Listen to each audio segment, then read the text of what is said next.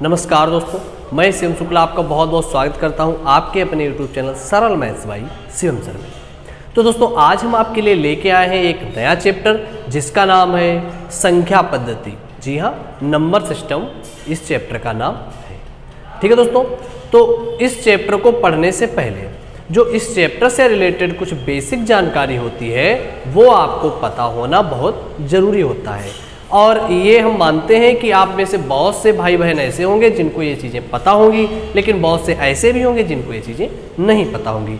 इसलिए इस चैप्टर को हम बिल्कुल जीरो से शुरू करेंगे। ठीक है, इसमें जो भी जानकारी है बिल्कुल छोटे लेवल से हम आपको पढ़ाना शुरू करते हैं और आगे जो भी हाईएस्ट क्वेश्चन आते जाएंगे वो हम आपको लगवाते जाएंगे। ठीक है दोस्तों, तो बेसिक जानकारी में कुछ चीज़ें ऐसी आती हैं जो हमने आपके सामने लिख रखी हैं, क्योंकि अगर लिखते तो समय ज़्यादा लगता है, इसलिए हमने पहले लिख ली है जिससे कम से कम समय में आप ज़्यादा से ज़्यादा सीख सकें। ठीक है दोस्तों, तो सबसे पहले आता है धन पूर्णांक। भाई धन पूर्णांक क्या होता है?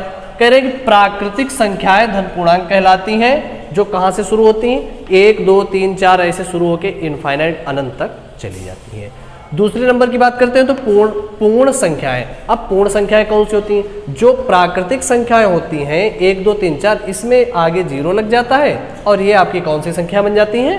पूर्ण संख्याएं बन जाती हैं। ठीक है दोस्तों, अब उसके बाद में अगर हम बात करें सम संख्याओं की, तो बहुत से भाई बहन ऐसे होंगे जिनको पता है सम संख्याएं कौन सी होती है, जो 2 से विभाजित हो जाए वो सम संख्याएं होती हैं। लेकिन बहुत से ऐसे होंगे बच्चे जिनको ये नहीं पता है। उनको ये बताने के लिए हमने लिख रखा है कि 2 से विभाजित होने वाली जो संख्याएं होती हैं वो कैसी संख्याएं होती हैं? वो सम संख्याएं होती हैं। ठीक है दोस्तों, उसके बाद में आ जाता है विषम संख्याएं। अब आपको पता है कि जो संख्याएं 2 से विभाजित नहीं होती हैं वो क्या होती हैं? विषम संख्याएं कहलाती हैं। उसके बाद में भाज्य संख्याएं कौन सी होती हैं? जो संख्याएं स्वयं तथा 1 के अतिरिक्त किसी भी संख्या से विभाजित हो जाए वो क्या कहलाती हैं? भाज्य संख्याएं कहलाती हैं। जैसे 4, 6, 8, 9, 12 और ऐसे ये और संख्याएं होती हैं, सब भाज्य संख्या होती हैं। फिर अभाज्य संख्याएं, ऐसी संख्याएं जो स्वयं तथा 1 के अतिरिक्त किसी भी संख्या से विभाजित न हो, क्या कहलाती हैं? अभाज्य संख्या कहलाती हैं। जैसे 2, 3, 5, 7, 11 ये 1 से कटेंगी या स्वयं से कटेंगी, अन्य किसी भी संख्या से नहीं कटेंगी। ठीक है दोस्तों, उसके बाद में परिमेय संख्याएं। अब आपसे पूछे थी परिमेय संख्या कौन सी होती हैं? जो संख्याएं P/Q के रूप में लिखी जा सके उनको परिमेय संख्या कहते हैं। जैसे 7/9, 2/3, 22/7 ये सभी क्या है? परिमेय संख्याएं हैं। फिर अपरिमेय संख्याएं। अब देखो यहीं से क्वेश्चन बनता है अपरिमेय संख्याएं। अभी आपका टेट का पेपर हुआ था, उसमें आपसे पूछा गया था कि पाई जो है किस प्रकार की संख्या है और आपको ऑप्शन दे रखे थे। आप चाहेंगे तो हम आपको उसको इसकी फोटो जो है वो लगा देंगे, आप देख लेना। ठीक है भाई, क्या है? अपरिमेय संख्या। जो संख्या P/Q के रूप में न लिखी जा सके उनको क्या कहते हैं? अपरिमेय संख्या। इसमें पाई मोस्ट इंपोर्टेंट आप याद रखना, √2, √3 और -√5 ये सभी क्या है? अपरिमेय संख्याएं होती हैं। ठीक है भाई, उसके बाद में वास्तविक संख्या कौन सी होती हैं? परिमेय तथा अपरिमेय संख्या सम्मिलित रूप से वास्तविक संख्याएं कहलाती हैं। जैसे मतलब परिमेय और अपरिमेय जो दोनों में होती है वो वास्तविक संख्याएं कहलाती हैं। -1 है, 2/3 है, पाई है और √3 ये सभी क्या है? वास्तविक संख्याएं। उसके बाद में अगर हम बात करते हैं क्रमागत संख्याएं। अब क्रमागत संख्याएं कौन सी होती हैं? आगे सवाल आप लगाएंगे, उसमें क्रमागत सम, क्रमागत विषम और क्रमागत संख्याओं की आपको आवश्यकता पड़ेगी, तो ये पता होना चाहिए। तो x है, x+1 है, x+2 मतलब जो सीरियल से चलती है सिस्टमेटिक, जैसे 10, 11, 12, 13, 1, 2, 3, 4, 5 ये सब क्या होती हैं? क्रमागत होती हैं। इनमें अंतर कितने का होता है? 1 का अंतर होता है। उसके बाद में क्रमागत सम या विषम संख्याएं कौन सी होती हैं? जिनमें अंतर 2 का होता है। जैसे अगर आप देखेंगे 2, 4, 6, 8 ये क्रमागत सम संख्याएं हैं, इनमें अंतर कितने का है? 2 का है। 2, 2, 4, 2, 6 है ना। उसके बाद में क्रमागत विषम की बात करें तो 2, 3, 5, 7, 9 2 नहीं होता। ठीक है, 2 सम में इसमें आता है, सम में, और विषम में 3, 5, 7, 9 ऐसे करके आगे चलते चले जाते। ठीक है दोस्तों, तो ये कुछ बेसिक सी जानकारी थी जो हमने आपको ये चैप्टर पढ़ाने से पहले बताई। अब हम आपको लेके चलते हैं कुछ क्वेश्चनों की तरफ। ठीक है दोस्तों, तो दोस्तों अब अगर हम बात करते हैं क्वेश्चन की, तो क्वेश्चन में पहले टाइप के क्वेश्चन आपके बनते हैं जिसमें प्राकृतिक या क्रमागत संख्याओं के योग पर आधारित प्रश्न, मतलब क्रमागत संख्याओं का योग ज्ञात करना। इसमें आपको क्वेश्चन दे देगा 1, 2, 3, 4 ऐसे लेके 60 तक चली जाती है ये सीरीज, और इसमें आपसे पूछ रहा है कि 1 से लेके 60 तक का इन सभी संख्याओं का योग ज्ञात कीजिए। तो इसको आप कैसे लगाएंगे?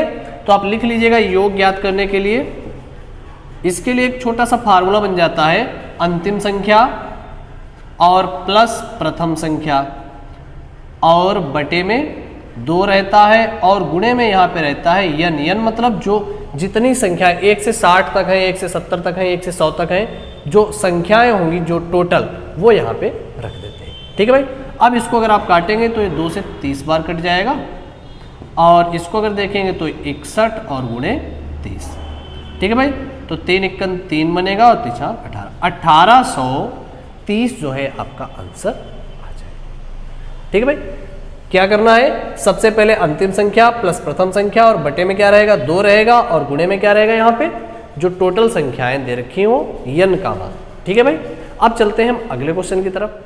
तो दोस्तों अगर हम दूसरे क्वेश्चन की बात करें, दूसरा क्वेश्चन आपके सामने लिखा हुआ है 2, 4, 6, 8, 10 और ये चलती सीरीज चली जाएगी 60 तक। इतनी संख्याओं का योग आपको ज्ञात करना है। जो पिछला क्वेश्चन हमने आपको लगवाया है उसमें जब 1 से लेकर 60 तक पूछा गया तो आपको पता था कि यन का मान कितना है, संख्याएं कितनी है, 60 है। लेकिन इस क्वेश्चन में आपको यन का मान नहीं पता है कि संख्याएं कितनी है, तो उसके लिए आपको क्या करना पड़ेगा, पहले यन का मान निकालना पड़ेगा। तो आप लिख लीजिएगा।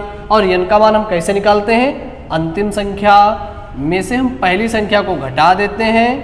ठीक है भाई।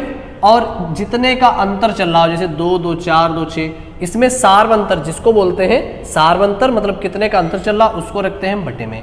ठीक है भाई। याद रखना जितने का इन संख्याओं में अंतर चल रहा है उसको नीचे रखते हैं और प्लस रखते हैं 1। इससे हमारा यन जो है कितनी संख्याएं हैं इस सीरीज में हमको पता चल जाता है। ठीक है भाई। तो ये कितना बनेगा, ये बनेगा 58 और बटे में ये 2 रहेगा प्लस 1। 2 से अगर आप काट देंगे 2 दूनी 4, 2 में 18, तो ये कितना बन जाएगा 29 और 1 30। संख्याएं जो है वो कितनी हो जाएंगी, 30 हो जाएंगी। ठीक है भाई। अब उसके बाद में अब आपको योग ज्ञात करना है, तो आप लिख लीजिएगा योग बराबर क्या रहेगा, अंतिम संख्या और प्लस में प्रथम संख्या और बटे में 2 रहता है और गुणे में ये 30। यन का मान रहता है गुणे में 2 से काट दिया, ये 15 बन जाएगा और ये बनेगा 62 गुणे 15। अगर आप मल्टीप्लाई कराएंगे तो 15 का 2 बार में 15 दूनी 30 और 15 छक्का 90 और 3 93, 930 जो है आपका आंसर आ जाएगा। उम्मीद है आपको क्वेश्चन समझ में आ गया होगा। अब हम चलते हैं अगले क्वेश्चन की तरफ। तो दोस्तों उम्मीद है आपको पिछला क्वेश्चन बहुत ईजी तरीके से समझ में आ गया हो। उसी की तरह ये अगला क्वेश्चन हमने आपके सामने लिख रखा है, 1, 3, 5, 7, 9 और डैश डैश करके ये 69 तक का योग आपसे पूछा गया है। तो पिछले वाले क्वेश्चन की तरह सबसे पहले आप यन का मान निकाल लेंगे, क्या होता है अंतिम संख्या और माइनस प्रथम संख्या और बटे में सार्वंतर कितने का चल रहा है, 2 का चल रहा है और प्लस 1। तो यन बराबर कितना, और ये बनेगा 68 और बटे में 2 प्लस 1। 2 से आप काटेंगे तो 2 3 6, 2 चौको 8, 34 और 1 35। यन का मान 35 आ जाएगा। ठीक है भाई। अब उसके बाद में आपसे पूछा गया इन सभी संख्याओं का योग ज्ञात करो, क्योंकि हमको यन की आवश्यकता पड़ती है योग में। ठीक है भाई। तो क्या हो जाएगा 69 प्लस 1 अंतिम संख्या प्रथम संख्या बटे में 2 रहता है और गुणे में रहता है यन। तो ये 69 और 1 70 बन जाएगा, बटे में 2 और गुणे में 35। 2 से आप काट देंगे ये 35, तो कितना आ जाएगा 35 गुणे 35, मतलब 35 का वर्ग कितना होता है 1225।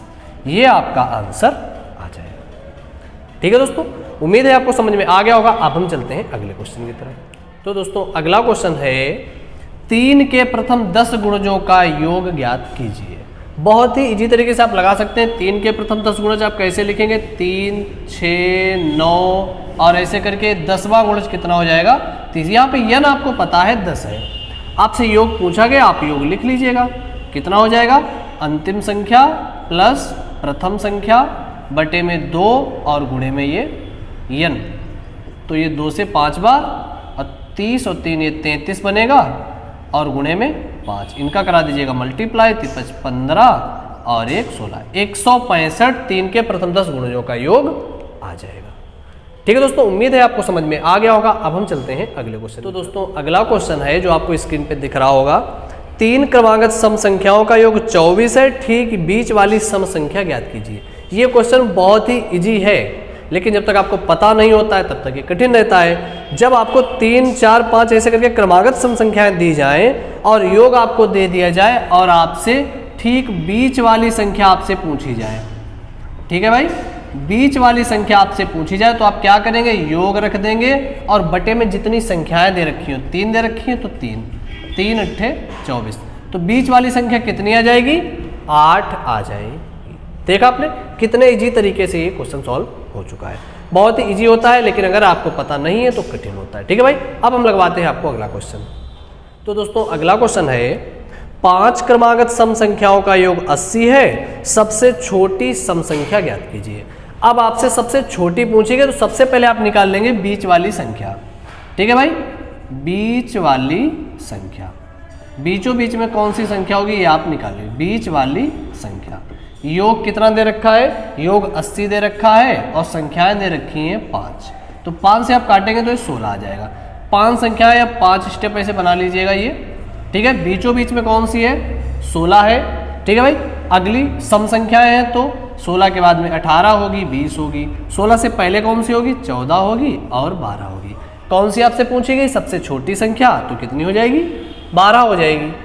देखा आपने, सबसे बड़ी पूछी गई होती तो 20 हो जाती। ठीक है भाई, अब चलते हैं हम अगले क्वेश्चन की तरफ। तो दोस्तों अगला क्वेश्चन है 3 क्रमागत विषम संख्याओं का योग 51 है, ठीक बीच वाली विषम संख्या ज्ञात कीजिए। देखो सम हो या विषम हो, जब बीच वाली आपसे पूछी जाए तो आप कुछ नहीं करेंगे, योग और बटे में जितनी संख्याएं दी जाए उससे भाग दे दीजिए, बीच वाली संख्या आ जाएगी। ये कितनी आएगी, ये आ जाएगी 17। आपसे बीचों बीच वाली संख्या पूछी गई है, विषम संख्या कितनी हो जाएगी, 17 हो जाएगी। ठीक है भाई, समझ लीजिएगा, बहुत इजी क्वेश्चन है। अगले क्वेश्चन पे लेके चलते हैं हम आपको। तो दोस्तों अगला क्वेश्चन है 5 क्रमागत विषम संख्याओं का योग 145 है, सबसे छोटी विषम संख्या ज्ञात कीजिए। अभी जैसे सम वाले हमने आपको लगवाए थे, वैसे आप विषम वाले भी लगा सकते हैं। कितना दे रखा है, 145। सबसे पहले आप बीच वाली संख्या ज्ञात कर लीजिए और संख्याएं कितनी है, 5 हैं, तो 5 से 5 दूनी 10, 5 ने 45। संख्याएं कितनी, 5 दे रखी, बिल्कुल उसी तरह से 5 स्टेप ये बना लीजिएगा आप। तो बीचों बीच में कितनी, 29 है। ठीक है भाई, 29 के बाद में 31 बनेगी, क्योंकि सम हो या विषम हमने आपको शुरू में ही बताया है, अंतर हमेशा 2 का होता है। उसके बाद में कितनी बन जाएगी, 33 बन जाएगी। पीछे की ओर जाएंगे तो कितना ये बनेगा, 27 और ये 25। आपसे पूछी कौन सी गई, सबसे छोटी विषम संख्या, तो कितनी हो जाएगी, 25। और अगर सबसे बड़ी पूछी गई होती तो कितनी हो जाती, 33। आपसे सबसे छोटी पूछी गई तो कितनी हो जाएगी, 25 आपका आंसर हो जाएगी। क्या किया, सबसे पहले बीच वाली संख्या निकाल ली, बीच वाली संख्या बीच में रख दी, फिर 2 आगे की संख्या, 2 पीछे की संख्या निकाल ली, आराम से सॉल्व हो गया, है कि नहीं। बहुत इजी तरीका है। तो दोस्तों उम्मीद है आपको ये सभी क्वेश्चन बहुत इजी तरीके समझ में आए होंगे, और अगर किसी प्रकार की आपको दिक्कत आ रही है तो वो आप हमें कमेंट करके जरूर बताइएगा। और अगर आप चैनल पे हैं तो चैनल को सब्सक्राइब जरूर कीजिएगा, वीडियो को लाइक कीजिएगा और अपने दोस्तों को भी वीडियो शेयर जरूर कीजिएगा, जिससे आप सीख रहे हैं इसी तरीके से आपके दोस्त भी सीखते रहें। ठीक है भाई, बाकी मिलते हैं आपको हम अगले वीडियो में, तब तक के लिए जय हिंद।